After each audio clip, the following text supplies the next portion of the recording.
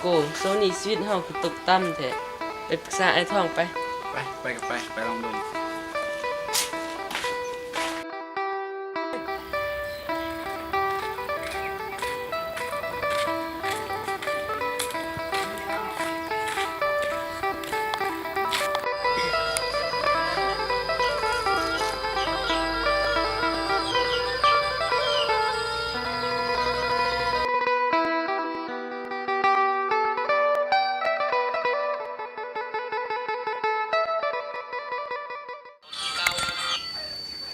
มาให้ยังสุด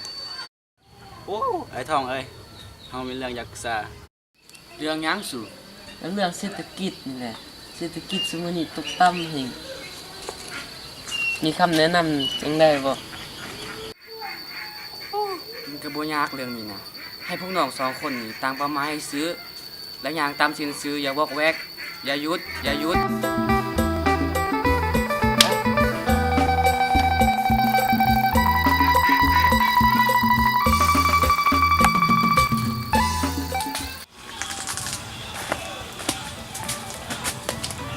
เอ้าผมสิตามเป็นยัง เอ้าไอ้ทองบอกว่าย่างบ่ให้หยุดบ่ให้วอกแวกซ้ายแวกขวา ไปจังได้มีกระต่อใหม่ เอ้าไอ้ทองบอกว่าบ่ให้วอกแวก